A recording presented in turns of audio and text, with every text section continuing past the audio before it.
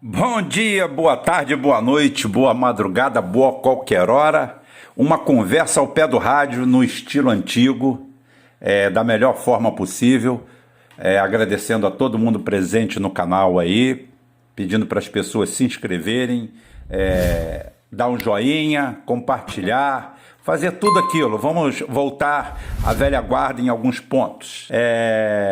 Hoje, sexta-feira, dia 2 de julho de 2021, e com toda a pororoca política que nós estamos aí, prefiro tratar disso numa live amanhã, no sábado, sobre a história da CIA, o diretor da CIA que está no Brasil, toda essa pantomima aí da CPI da Covid, um circo, uma briga, uma puxação de corda de um lado e de outro, parece aquelas gincanas, né? Quem cair, cai na lama, mas na lama acho que estamos todos nós.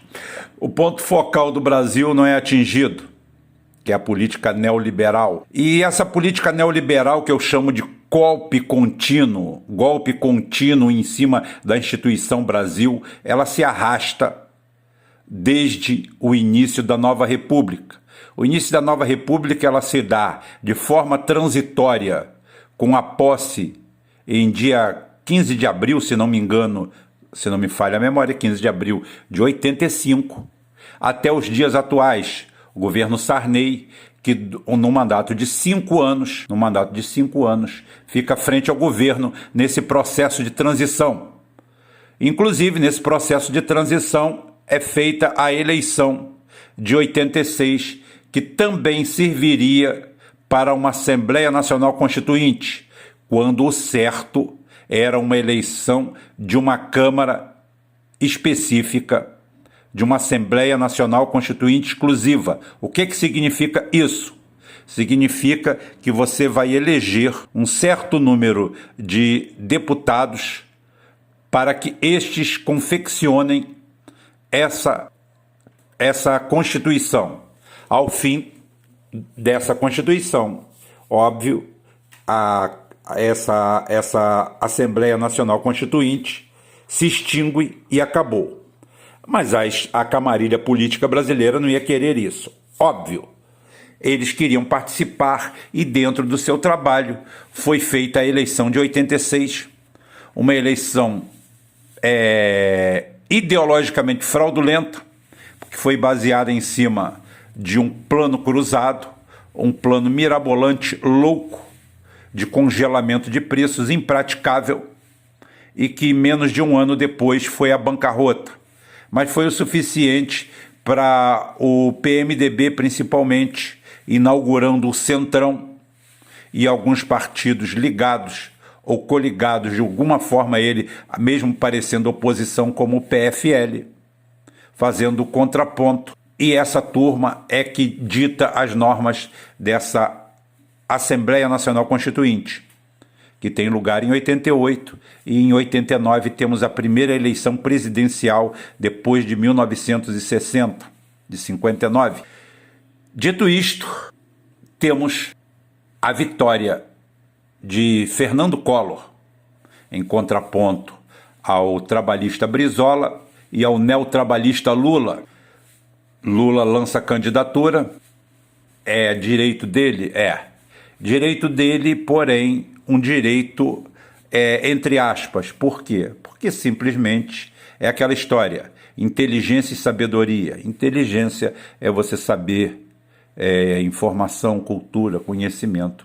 Inteligência, a cultura te diz que o tomate é uma fruta. E a sabedoria é quando você fizer uma salada de fruta, nunca usar um tomate. Ninguém faz salada de fruta com tomate.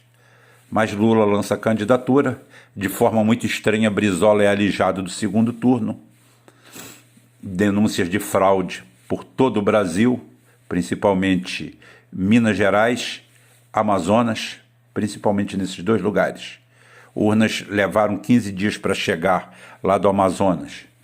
Em Minas houve uma situação um dia eu abordo sobre isso, Bem, Lula vai ao segundo turno e Bolsonaro, meu Deus do céu, Fernando Collor ganha. Beleza, ótimo, maravilhoso. E aí começa a nossa aventura neoliberal. Por acaso, como eu sempre falo, a nossa aventura neoliberal, ela começa exatamente quando a China faz um comunismo de mercado. A China não é comunista, é claro que é. A China é um país totalmente dominado pelo Estado. Lá existem fortunas, existem bilionários, porém o governo chinês é sócio e tem assento em toda e qualquer empresa chinesa. É uma estrutura estatal, de ponta a ponta. A maior máquina industrial que o planeta já conheceu, que hoje é o almoxarifado do mundo e fabrica tudo para o mundo inteiro, simplesmente é uma máquina estatal. Responde ao Estado e ao estado de bem-estar, da maneira deles. Tiraram 800 milhões de pessoas da pobreza, da miséria, prometem erradicar a pobreza até 2030 e colocaram 400 milhões de pessoas na classe média. Ou seja, eles têm uma classe média 3 vezes maior do que a americana. A classe média chinesa, 4 vezes maior do que a americana. A classe média americana hoje não chega à metade da sua população. O americano empobreceu em geral. Algumas pessoas ficaram mega bilionárias, como as fraudes que nós vemos por aí, e outras realmente mergulharam na pobreza. Mas não vamos falar sobre isso hoje. Estamos falando sobre outra coisa. Estamos falando sobre o modelo brasileiro, que é um projeto neoliberal contínuo. Tem um pequeno intervalo, um lapso que ocorre com a eleição do Lula, onde houve, vamos dizer, um amansamento do processo neoliberal no Brasil. Mas sonho numa noite de verão. Foi um sonho numa noite de verão, porque logo vem a Dilma e traz tudo à realidade. Haja vista que Paulo Guedes não foi ministro da Dilma porque não quis, porque não aceitou ser ministro da Dilma. E aí vem Joaquim Levy, vem toda a sua camarilha neoliberal, vem toda a história recente do Brasil. E dentro desse quadro, Dilma sofre impeachment, parece que virou uma constante no Brasil, né? Impeachment em cima de impeachment para a presidência da República, virou um costume tão grande que agora também querem tirar o Bolsonaro por impeachment. Ninguém mais quer eleição, tudo por impeachment. Tá bom. Entra Michel Temer, entra Bolsonaro, e o que nós temos até hoje? Uma planificação do neoliberalismo no Brasil. Só que agora essa planificação tomou ares de farsa. E os ares de farsa estão exatamente no modo que se faz oposição no Brasil e que se faz situação também. Quando se fala em oposição, hoje eu posso falar sobre um tema, amanhã falarei sobre outro, porque hoje o Brasil está dividido utopicamente, ou pelo menos na política de goela, entre fascistas e comunistas. Nada mais risível do que você tentar dividir o Brasil entre fascistas e comunistas. A principal acusação que existe hoje ao governo central do Brasil é o fascismo. Bolsonaro é fascista, seus ministros são fascistas, quem os apoia são fascistas, e o seu inimigo na rua virou fascista, o cara que chuta um cachorro virou fascista, eu virei fascista, todo mundo virou fascista. O fascista virou um adjetivo.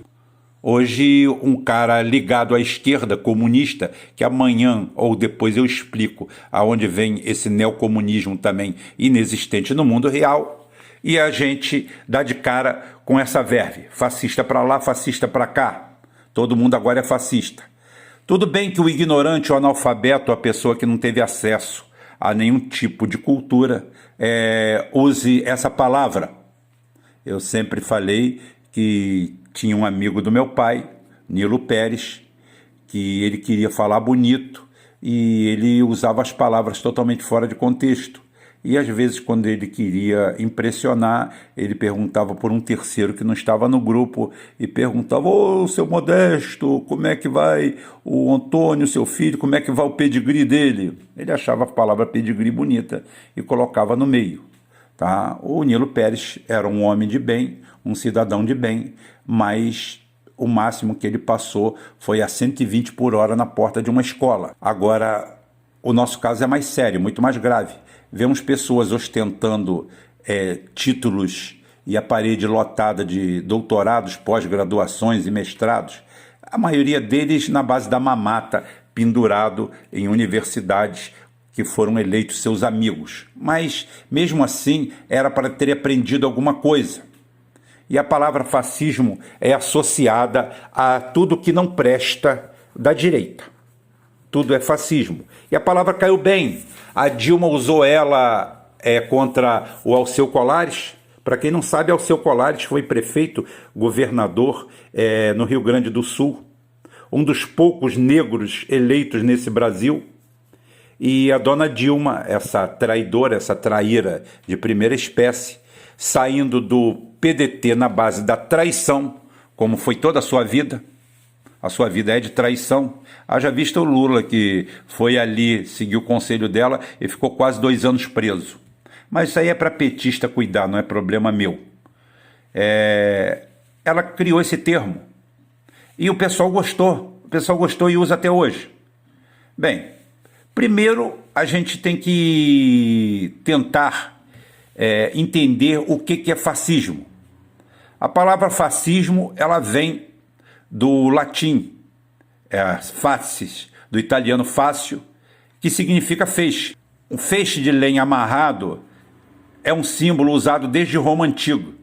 Simbolizava o quê? A força da união. Segundo eles falavam, lá em Roma, lá pelo ano 0 de Cristo, contemporâneo de Cristo, que um galho sozinho pode ser quebrado, porém unidos tornam-se resistentes. E o que acontece? Benito Mussolini, um apaixonado por Roma, resgata esse símbolo em 1921, ao criar o Partido Nacional Fascista. Tá? E exatamente o símbolo era o feixe de lenha com um machado, tendo um pano de fundo as cores da bandeira italiana. Esse é o movimento fascista. Ele é um movimento que nasce em contraponto à Revolução Russa de 1917, só que aliado à força e à luta dos trabalhadores e dos seus sindicatos. Né? E é uma divisão da sociedade em cima da liberal democracia, que também saiu da Primeira Guerra Mundial. Ou seja, o fascismo é um modelo antagônico ao neoliberalismo. O fascismo, ele por si só, ele é um movimento extremamente nacionalista, xenófobo, ou seja, ele tem a visão de que o que vem de fora é ruim. Nós temos que nos fechar em nós mesmos. E os fascistas brasileiros, apregoados aqui, eles vivem desfilando com a bandeira de Israel, com a bandeira dos Estados Unidos, tá? Tem políticas totalmente entreguistas, são privatizantes, são contra a livre associação através do sindicato. Isso é o que nós temos aqui. E aqui nós temos exatamente o oposto. Nós temos gente, né, o oposto à doutrina fascista. O fascista, tá, exige a separação da igreja e do Estado, e esse modelo nosso quer simplesmente uma igreja neopentecostal aliada ao Estado. O fascismo prevê um exército forte e um imposto progressivo para heranças, e o desenvolvimento de cooperativas, associações de trabalhadores, ou seja, exatamente o oposto do que nós temos aqui hoje. Então, quando você chama um bolsonarista, um cara da direita brasileira de fascista, você antes de tudo está sendo um tremendo de um boçal, um ignorante sem nenhum tipo de conhecimento histórico, sem saber o que é o fascismo, sem saber quais são os dogmas da ideologia e o que prega essa ideologia, nada mais, nada menos que isso. Efetivamente, o fascismo é originalmente, sem nenhum tipo de posição atual, a terceira via. O Benito Mussolini, quando ele cria inteligentemente para o momento, o Partido Fascista, o Partido Nacional Fascista, ele simplesmente entra num vácuo entre o liberalismo italiano, já com ares de neoliberalismo, e a Revolução Comunista. Né? Há um vento liberalizante vindo dos Estados Unidos, vindo da democracia francesa, do sistema parlamentar inglês, ambos baseados ainda no colonialismo, apesar de terem perdido bastante colônias, e do outro lado, o aceno fácil da Revolução Russa. Ou seja, de um lado o comunismo, de outro lado o liberalismo, e a terceira via se faz presente com o fascismo. O fascismo é um movimento baseado simplesmente em temas estritamente nacionais, no trabalho, na força do trabalhador, né? E em um movimento de forças armadas fortes e um Estado forte. Claro que isso cria movimentos, vamos dizer assim, extremistas. Claro que isso descamba para o extremismo e depois, aliado ao nazismo, a toda a tragédia da Segunda Guerra Mundial, que é feita, de um lado, pelo campo liberal, ligado de uma forma ou de outra militar ao comunismo, como forma de defesa ao fascismo e o nazismo, mas isso daí é o lado beligerante da guerra. Eu estou falando a estrutura ideológica da coisa. Quando você chama alguém de fascista, você está chamando de um cara que preza os símbolos nacionais, não o símbolo nacional como o pateta que se veste de verde e amarelo e leva uma bandeira dos Estados Unidos, como eu falei, e outra bandeira de Israel. Então, esse caso da bandeira de Israel é fantástico, porque criou-se aqui no inconsciente coletivo, principalmente dos neopentecostais, todos eles também desprovidos de escola, conhecimento, todos eles enaltecendo Israel, a bandeira de Israel, sendo que Israel é um país, não vou entrar aqui quem matou Cristo, quem não matou Cristo, isso daí para mim não entra no contexto da conversa. Entra que em Israel não existe cristianismo. Cristo não é reconhecido como filho de Deus, como nada, absolutamente nada em Israel. Então eu não sei de onde há essa associação cristã entre Israel e o movimento neopentecostal brasileiro. É um movimento simplesmente que emana do dinheiro, mais nada. É a teoria da prosperidade, é a teologia da prosperidade, onde tudo pode ser conseguido com dinheiro. Essa associação. Então o Brasil tem um movimento, tem uma mixórdia política, que na realidade é uma sopa. Ali não tem nada de fascismo. O Bolsonaro não tem nada de fascista. O Bolsonaro não é nacionalista, o Bolsonaro não é ditador, o Bolsonaro não é nada. O problema do Bolsonaro se chama Paulo Guedes. Bolsonaro é apenas mais um tijolo na parede, another brick in the wall, outro tijolo na parede. É mais um dentro de um movimento, de uma guerra, tá? De um golpe que começou em 89 com uma Constituição Federal feita em 88 por uma Assembleia Nacional Constituinte eleita em 86 através de fraude, porque o Plano Cruzado foi uma fraude, e daí emana toda a tragédia brasileira. Municípios tratados como estados soberanos, o ente federativo criado para o município, a criação de milhares de municípios sem aumento de receita, a perdulária de nós termos atualmente mais de 600 mil cargos em DAS, 6%, 7% da renda dos municípios é mamado pelas câmaras de vereadores. A relação promíscua de poder entre Câmara de Vereadores, prefeitos, já começa o Estado brasileiro lá embaixo. Aqui não há fascismo em lugar nenhum. Aqui existem canalhas. Canalhas na esquerda, canalhas na direita. Porque a própria... Hoje eu estou batendo só na direita. Hoje eu estou batendo nessa turma que recebe aí, de forma errônea, o título de fascista.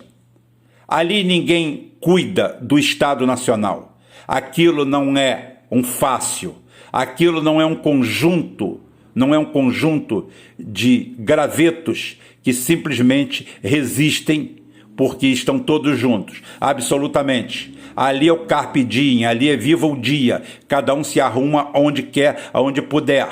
Está todo mundo interessado em ver como bota algum dinheiro no Boi-Vespa ou então no Bitcoin. Está todo mundo atrás disso. É o sistema capitalista que eles têm copiado dos Estados Unidos. O lado mais podre do capitalismo dos Estados Unidos, um capitalismo para lá de selvagem, colocado aqui a um ponto exponencial no Brasil, e essa turma segue isso aí. A meca deles é morar em Miami, muitos já conseguiram, como o Barroso, como o pessoal que mama nas tetas públicas brasileiras.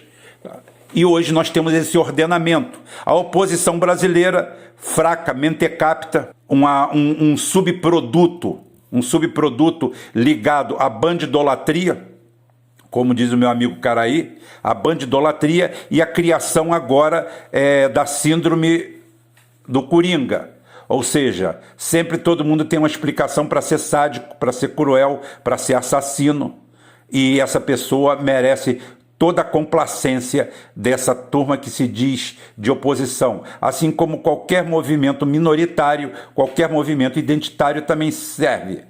Vejo amigos meus de longa data que combatiam tudo isso, hoje através de arrumar umas migalhas numa universidade pública ou arrumar uma teta para fazer mais uma pós-graduação, mais um doutorado, mais um mestrado, porque tem profissional brasileiro que está com 60 anos de idade e até hoje não pregou um prego numa barra de sabão. Ele pula de mestrado em mestrado, de doutorado em doutorado, até aparecer para ele um concurso fake, criado nas coxas para alojá-lo. Essa turma é que dá o tom, essa turma serve o pano de fundo para a nossa mídia trabalhar, hoje associada ao judiciário. Hoje nós vemos a Globo, a New Left brasileira e o judiciário, todos eles ligados, inclusive a pièce de resistência, o movimento agora do momento é destruir qualquer tipo de pensamento em ter o voto auditável. O importante, o moderno, o bonito é você ter o voto que não consegue ser auditado, o voto sem contraprova. Só 3 países no mundo fazem isso: Brasil, Butão e mais outro aí que eu esqueci qual, não me recordo. Tailândia, qualquer coisa assim, são países importantíssimos, o Brasil entre eles, e a nossa esquerda nacionalista, que se diz ao lado do povo, lutando com unhas e dentes para que não tenhamos voto auditável. Por incrível que pareça, quem luta por isso é o presidente do Brasil atualmente, que é chamado de fascista por essa turma que tenta alguma coisa parecida com o que poderia ser fascismo. A nossa esquerda também não tem capacidade para ser fascista, é entreguista demais. Isso daí foi em grandes linhas o que eu quis dizer para vocês sobre o fascismo. O fascismo é uma ideologia de Estado que prevê associações, agremiações em torno do trabalho, de sindicatos, com as forças armadas fortes, com um poder central forte, com um Estado forte, apesar de ter a iniciativa privada como parceiro, e principalmente um quadro ligado à xenofobia, à ojeriza tudo que vem de fora, ao orgulho do que é seu, do que é nacional, em detrimento a qualquer coisa de fora. Nenhum fascista vive com a bandeira de outro país. Nenhum fascista enaltece a bandeira de outro país. Nenhum fascista bate continência para a bandeira de outro país. O nome disso aí é entreguista, é calça frouxa, é largado, né? É outra coisa, é canalha, traidor. Isso daí não tem nada a ver com fascismo. Por hoje eu paro aqui, esse daqui é uma conversa ao pé do rádio, a gente volta, depois essa semana, no decorrer da semana, eu faço uma conversinha ao pé do rádio para explicar o que é comunismo, para o idiota de direita, que não sabe o que é comunismo, lavar a boca com sabão e achar que essa turma de bom vivant, que não gosta de trabalho da esquerda, é comunista. Isso não é nada, são vagabundos, tá? Como a direita de hoje aqui não tem nada de fascista. São entreguistas, são calça-arriadas, são neoliberais, são idiotas. Tá bom? Até amanhã, se Deus quiser, Ele vai querer e a gente se vê lá.